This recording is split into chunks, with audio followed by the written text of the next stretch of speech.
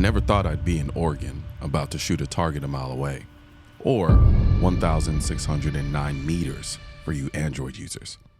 It's the kind of distance where wind, gravity, and everything else wants to mess with your bullet. This wasn't even planned. We were wrapping up filming with Leupold and decided, why not see what the FN Scar 20S and 6.5 Creedmoor and the Leupold Mark 5HU can do at a mile.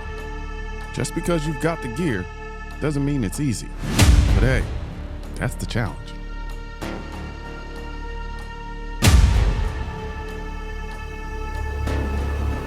All right, so I'm getting ready to shoot this Scar 20 at a mile. I'm shooting 6.5 Creedmoor with a gas gun at a man-sized target. So basically we're talking like the size of my chest.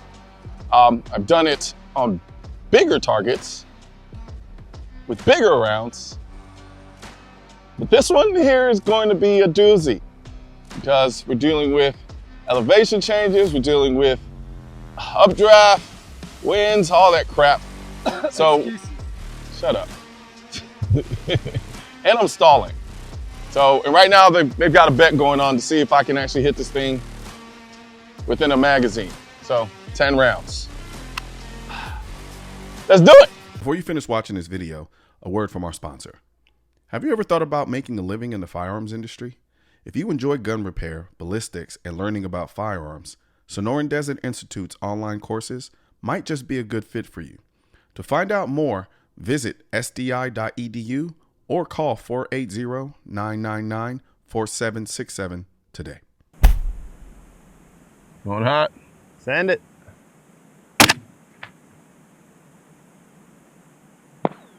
Oh, okay.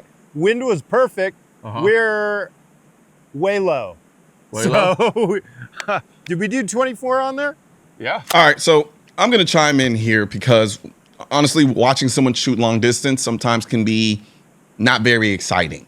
However, when you're actually doing it, it's actually really exciting. But what I want to do is just provide some commentary about what's going on here. And I'm pretty sure one of the first things you noticed was how long it took for the actual round to leave my barrel and then actually make it to the target. Now, I didn't hit it the first shot, but I'm pretty sure you heard the miss. And that's about 1.9 to 2 seconds, which is crazy.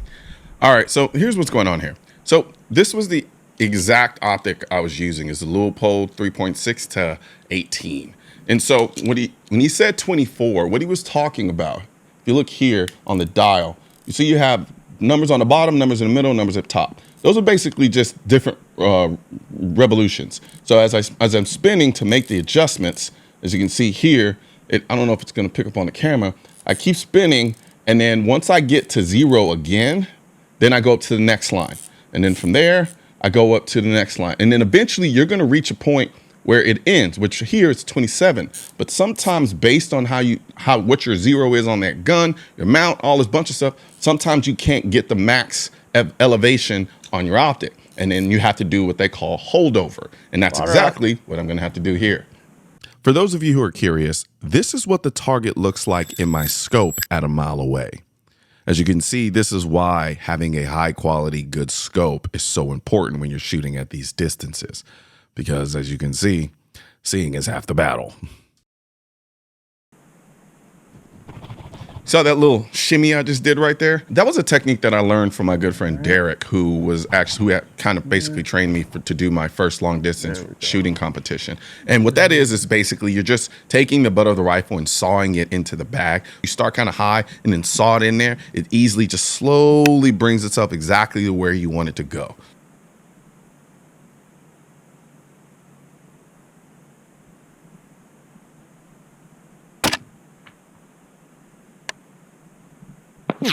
Oh, all right. Okay, so what you're seeing here is basically me reading my feedback. So what that means is Nick is my spotter. So Nick is watching to see exactly where the bullet goes, and then he can read the adjustments because he doesn't have to deal with the recoil in the rifle.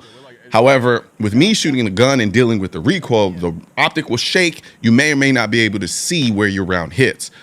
I got to attribute my ability to kind of call my feedback from taking the courses I've taken with Buck Doyle.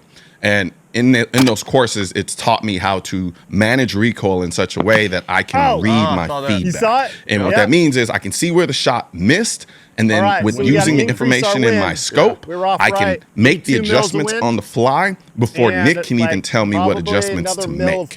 And I'm pretty sure you're noticing that he and I are communicating very easily back and forth. And in case you're wondering, yes, I am wearing Ear Pro. I'm wearing my AKT1 Blackouts.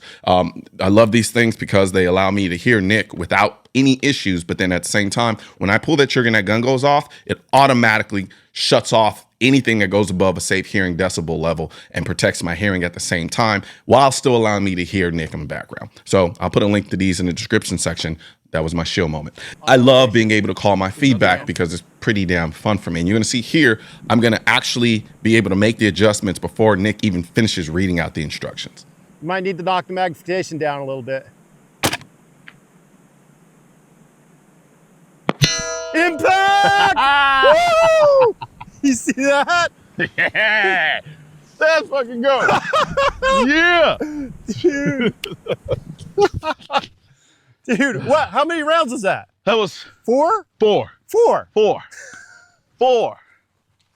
4. 4 rounds at a mile with the Scar 20. 4 rounds. 6.5 Creedmoor, human-sized target. Let's fucking go.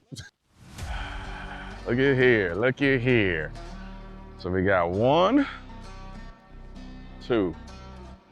Now, I know some of y'all are thinking, being dicks about it.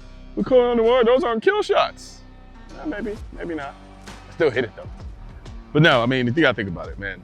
If I take where we are now and then all the way over there, one little tiny bullet, travel all the way over here and hit a target this big. Look at this. Look at this in reference to me. I'll drop down to my shoulders. Look at that. That is goofy. Goofy. And that's with this. A 20-inch barrel? Gas gun? That's saying a lot. The other nutty thing to think about too is that we're just looking at like a straight line back to where we shot. But you got to think about the arc of the bullet coming in, right? So you threw that thing like way up in the air too, and it had to drop, it was dropping bombs out here. I mean, the angle of it coming in and hitting that target, this is mind blowing. Now, I know the other question you guys are asking, wait, why are there 2 shots? You only hit it once in the video. Well, technically I hit it twice. So what we did was the first shot was just me shooting straight up. That's what you guys saw. Then afterwards, I wanted to show you guys what I was holding in my reticle. So we put a trigger cam on the actual back of this optic, which would record what my optic was seeing, and we recreated it, and then I hit it again. The second time I did it, I hit it within 5 shots instead of, so I'm still gonna take it. A win is a win. A win is a win. Damn, that's far. I'm gonna have to call my mama and tell her about this one. Yeah, I'm gonna call my mama. One thing's for certain and 2 things are for sure. Politicians and tech giants don't want gun content to be recommended to you. And we're all fighting this culture war together. Now you can help do your part by liking, commenting, subscribing to the channel, but most importantly, sharing this video with at least one person. Together we can stop the suppression of our 2A rights. And don't forget to click the link in the description section of this video for the products that I mentioned in this video.